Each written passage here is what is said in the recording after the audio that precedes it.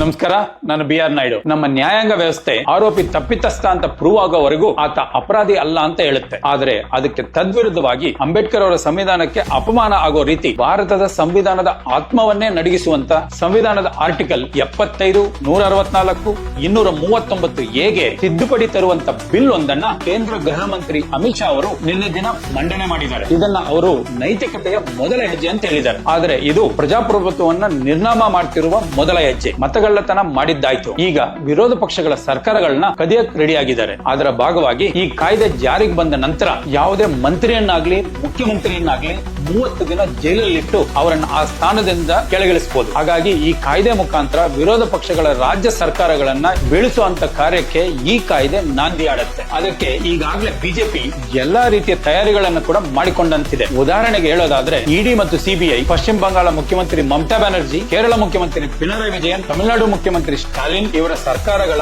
ಅನೇಕ ಮಂತ್ರಿಗಳು ಹಾಗೂ ಕುಟುಂಬದವರ ಮೇಲೆ ಈಗಾಗಲೇ ಸಾಕಷ್ಟು ಕೇಸ್ಗಳನ್ನು ದಾಖಲಿಸಿಕೊಂಡಿದೆ. ಹಾಗೆಯೇ ಬಿಹಾರದಲ್ಲಿ ಗೆಲುವಿನ ವಸ್ತುಲಲ್ಲಿರೋ ಇಂಡಿಯಾ ಮೈತ್ರಿಕೂಟದ ಮುಖ್ಯಮಂತ್ರಿ ಅಭ್ಯರ್ಥಿಗಳಾದ ತೇಜಸ್ವಿ ಯಾದವ್ ಅವರ ಮೇಲೆ ಕೂಡ ಇದೇ ರೀತಿಯ ಕೇಸ್ಗಳು ಈಗಾಗಲೇ ದಾಖಲಾಗಿದೆ. ಅಂದ್ರೆ ಈಗ ನಿಮ್ಗೆ ಗೊತ್ತಾಗಿರಬೇಕು, ಮೋದಿ ನೇತೃತ್ವದ ಬಿಜೆಪಿ ಸರ್ಕಾರ ತನ್ನ ಕೈಗೊಂಬೆಗಳಾದ ಇಡಿ, ಸಿಬಿಐ, ಐಟಿ ಇಲಾಖೆಗಳನ್ನು ಉಪಯೋಗಿಸಿಕೊಂಡು ಯಾವ ಸರ್ಕಾರಗಳನ್ನ ಬೀಳಿಸಬಹುದು ಅಂತ. ಪ್ರಿಯಾಂಕಾ ಗಾಂಧಿ ಅವರು ಈ ಬಿಲ್ ಅನ್ನ ಸಂವಿಧಾನ ವಿರೋಧಿ ಹಾಗೂ ಪ್ರಜಾಪ್ರಭುತ್ವದ ಕಗ್ಗೊಲೆ ಅಂದ್ರೆ. So I think that it's absolutely wrong. It's anti our constitution. It's against our constitution. It's undemocratic, and it's very unfortunate.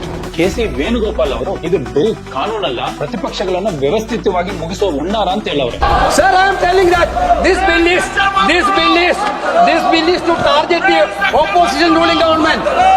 ಹಾಗೆಯೇ ಓವೈಸಿ ಅವರು ಹಿಟ್ಲರ್ನ ಗೆಸ್ಟಾಪೋ ಮಾದರಿ ಅಂತ ಹೇಳಿದ್ದಾರೆ. ये मेरे ख्याल से ये 1930 का गेस्टापो मोमेंट हम भारत में देख रहे हैं. ಅಂದ್ರೆ ಈ ಬಿಲ್ ನ್ಯಾಯಾಂಗದ ಸ್ವಾತಂತ್ರ್ಯವನ್ನ ಕುಂಠಿತಗೊಳಿಸುತ್ತೆ, ಹಾಗೆಯೇ ಭಾರತವನ್ನ ಪೊಲೀಸ್ ರಾಜ್ಯವನ್ನಾಗಿ ಮಾಡೋ ದುಷ್ಟ ಪ್ರಯತ್ನ ಅಂತ ಇವರೆಲ್ಲರೂ ಈಗೆಲ್ಲ ಹೇಳಕ್ಕೆ ಸಾಕಷ್ಟು ಕಾರಣಗಳು ಕೂಡ ಇದೆ. ಕಳೆದ 11 ವರ್ಷಗಳಲ್ಲಿ ವಿರೋಧ ಪಕ್ಷಗಳ 200ಕ್ಕೂ ಹೆಚ್ಚು ನಾಯಕರ ಮೇಲೆ ಇಡಿ, ಸಿಬಿಐ, ಐಟಿ ಇಲಾಖೆಗಳು ಸಾಕಷ್ಟು ಕೇಸುಗಳನ್ನ ದಾಖಲಿಸಿಕೊಂಡಿದ್ದವು. ಅದರಲ್ಲಿ 95% ಪ್ರಕರಣಗಳು ದಾಖಲಾಗಿರೋದು ವಿರೋಧ ಪಕ್ಷದ ನಾಯಕರುಗಳ ಮೇಲೆ. ಆದರೆ ಈ ಪ್ರಕರಣಗಳ ಪೈಕಿ ಶಿಕ್ಷೆ ಆಗಿರೋ ಪ್ರಮಾಣ ಮಾತ್ರ ಕೇವಲ 1% ಗಿಂತ ಕಡಿಮೆ. ಕಳೆದ 5 ವರ್ಷಗಳಲ್ಲಿ ವಿರೋಧ ಪಕ್ಷಗಳ ಮೇಲಿನ ರಾಜಕೀಯ ಪ್ರೇರಿತ ಇಡಿ ಪ್ರಕರಣಗಳ ಪ್ರಮಾಣ 300% ಅಷ್ಟು ಹೆಚ್ಚಾಗಿದೆ. ವಿರೋಧ ಪಕ್ಷಗಳ ನಾಯಕರಿಗೆ ಬೇಲ್ ನಿರಾಕರಿಸಿರೋ ಪ್ರಮಾಣ 80% ಅಷ್ಟು. ಚುನಾವಣೆ ಸಮಯದಲ್ಲಿ ವಿರೋಧ ಪಕ್ಷಗಳ ಮೇಲೆ ದಾಖಲಾದ ಪ್ರಕರಣಗಳ ಪ್ರಮಾಣ 400% ಗಿಂತ ಹೆಚ್ಚು. ಜಾರ್ಖಂಡ್ ಮುಖ್ಯಮಂತ್ರಿಗಳಾದ ಹೇಮಂತ್ ಸೊರೇನ್, ಹಿಂದೆ ದೆಹಲಿಯ ಮುಖ್ಯಮಂತ್ರಿಗಳಾಗಿದ್ದ ಅರವಿಂದ್ ಕೇಜ್ರಿವಾಲ್, ಹಾಗೆಯೇ ದೆಹಲಿ ಸರ್ಕಾರದ ಮಂತ್ರಿಗಳಾಗಿದ್ದ ಸತ್ಯೇಂದ್ರ ಜೈನ್, ಮನೀಶ್ ಸಿಸೋಡಿಯಾ, ತಮಿಳುನಾಡು ಸರ್ಕಾರದ ಮಂತ್ರಿಗಳಾಗಿದ್ದ ಸೆಂದಿಲ್ ಬಾಲಾಜಿ, ಪಶ್ಚಿಮ ಬಂಗಾಳದ ಮಂತ್ರಿಗಳಾಗಿದ್ದ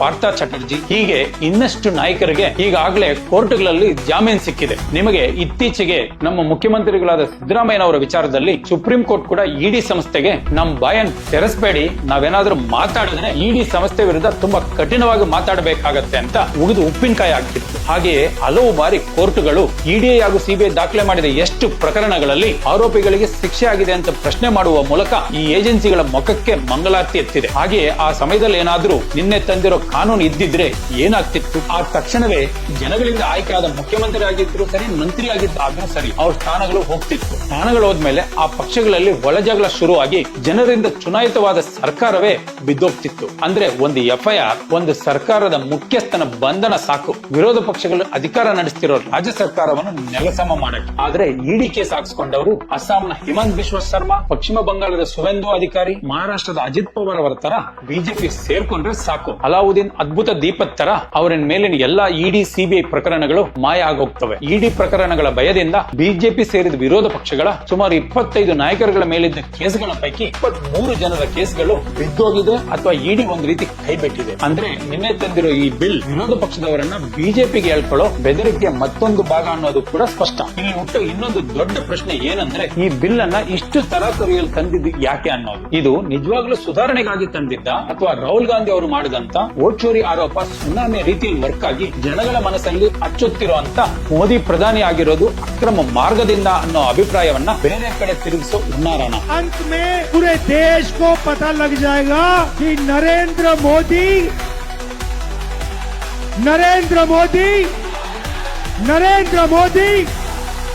क्या चोरी करता है, नरेंद्र मोदी वोट चोर।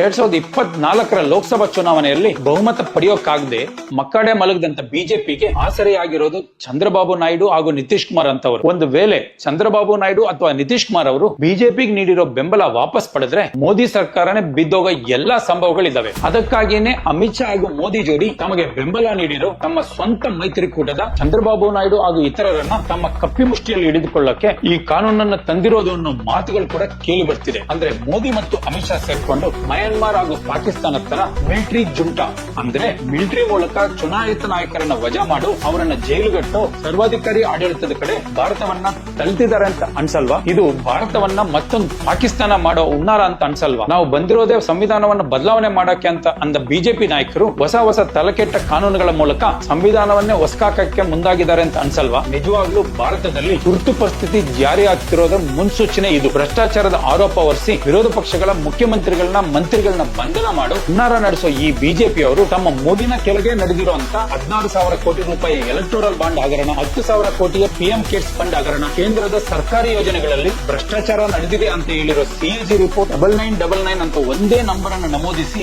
7 ಲಕ್ಷ ಫಲಾನುಭವಿಗಳಿದ್ದಾರೆ ಅನ್ನೋ ಸಾವಿರಾರು ಕೋಟಿ ರೂಪಾಯಿ ಆಯುಷ್ಮಾನ್ ಭಾರತ ಅನ್ನೋ ಹಗರಣ, ಇವೆಲ್ಲದರ ಬಗ್ಗೆ ಕೂಡ ಇಡಿ ಹಾಗೂ ಸಿಬಿಐ ತನಿಖೆ ನಡೆಸಿ ಮೋದಿ ಅವರನ್ನ ಜೈಲಿಗೆ ಕಳಿಸಿ ಅವರನ್ನ ಪ್ರಧಾನಮಂತ್ರಿ ಸ್ಥಾನದಿಂದ ವಜಾ ಮಾಡುತ್ತೆ ಅಂತ ನಿಮ್ಗೆ ಅನ್ಸುತ್ತಾ? ನಮ್ಮ ನ್ಯಾಯಾಂಗ ವ್ಯವಸ್ಥೆನೆ ಆರೋಪಿ ತಪ್ಪಿತಸ್ಥ ಅಂತ ಪ್ರೂವ್ ಆಗೋವರೆಗೂ ಆತ ಅಪರಾಧಿ ಅಲ್ಲ ಅಂತ ಹೇಳುತ್ತೆ. ಆದ್ರೆ ಈ ಅಮಿತ್ ಶಾ ಅವರು ತಂದಿರೋ ಕಾನೂನು ಪ್ರಕಾರ ಆರೋಪ ಪ್ರೂವ್ ಆಗದೆ ಹೋದ್ರೂ ಪರವಾಗಿಲ್ಲ, 30 ದಿನ ಕಸ್ಟಡಿಯಲ್ಲಿದ್ರೆ ಸಾಕು. ಜನರಿಂದ ಚುನಾಯಿತರಾದ ಮುಖ್ಯಮಂತ್ರಿ ಆಗಿರ್ಲಿ, ಮಂತ್ರಿ ಆಗಿರ್ಲಿ, ಅವರನ್ನ ಅವರ ಸ್ಥಾನಗಳಿಂದ ವಜಾ ಮಾಡಬಹುದು. ತಾವು ಶಾಶ್ವತವಾಗಿ ಅಧಿಕಾರದಲ್ಲಿ ಇರ್ತೀವಿ ಅನ್ನೋ ಭ್ರಮೆಯಿಂದ ಮೋದಿ ಹಾಗೂ ಅಮಿತ್ ಶಾ ಜೋಡಿ ವಿರೋಧ ಪಕ್ಷಗಳನ್ನ ಹಣಿಯಕ್ಕೆ ತಯಾರು ಮಾಡಿರುವಂತ ಈ ವಿಷದ ಕುಡಿಕೆ ಒಂದಲ್ಲ ಒಂದು ದಿನ ಅವರ ಕೊರಳನ್ನೇ ಸುತ್ತಿಕೊಳ್ಳದೆ ಇರಲಿ. ಅಧಿಕಾರ ಎಂದಿಗೂ ಶಾಶ್ವತವಲ್ಲ ಅನ್ನೋದನ್ನ ಮರೆತು ಮೆರಿತಿರುವಂತ ಈ ದುಷ್ಟಕೂಟದ ಅಧೋಗತಿಯ ಆರಂಭ ಕೂಡ ಈಗಾಗಲೇ ಶುರು ಆಗಿದೆ. ಆರೋ ಮುಂಚೆ ದೀಪ ಜೋರಾಗಿ ಉರಿಯುತ್ತೆ ಅನ್ನೋ ತರ ಆಡುತ್ತಿರುವಂತ ಈ ತಡಿಪಾರ್ ಜೋಡಿಯ ರಾಜಕೀಯದ ಅಂತ್ಯದ ಕಾಲ ಕೂಡ ಸನ್ನಿಹಿತವಾಗಿದೆ. ಜನರ ಧ್ವನಿಯಾದ ವಿರೋಧ ಪಕ್ಷಗಳ ಧ್ವನಿಯನ್ನೇ ಮುಗಿಸೋದಕ್ಕೆ ಹೊರಟಿರುವಂತದ್ದು ಪ್ರಜಾಪ್ರಭುತ್ವ ಅಂತ್ಯವಾಗ್ತಿರೋದರ ಸ್ಪಷ್ಟ ಮುನ್ಸೂಚನೆ. ಈಗಲೂ ಕೂಡ ನಾವು ಸುಮ್ಮನಿದ್ರೆ ನಾವು ಅನುಭವಿಸಿದಂತ ನಮ್ಮ ಸಂವಿಧಾನದ ಗಮಲು ನಮ್ಮ ಮಕ್ಕಳಿಗೆ, ನಮ್ಮ ಭವಿಷ್ಯದ ಕೂಸುಗಳಿಗೆ ಇಲ್ಲದಂತೆ ಮುಗಿಸ್ಬಿಡ್ತಾರೆ. ಈಗಲಾದ್ರೂ ಎಚ್ಚರವಾಗಿ ಭಾರತವನ್ನ ಉಳಿಸೋದಕ್ಕೆ ಒಕ್ಕೂರಲಿನಿಂದ ಈ ಸಂವಿಧಾನದ ವಿರೋಧಿಗಳ ಹುಟ್ಟಡಗಿಸೋ ಕಾರ್ಯಕ್ಕೆ ಮುನ್ನುಡಿ ಬರೆಯೋಣ. ಧನ್ಯವಾದಗಳು. ಇದೇ ರೀತಿ ಇನ್ನಷ್ಟು ಹೆಚ್ಚಿನ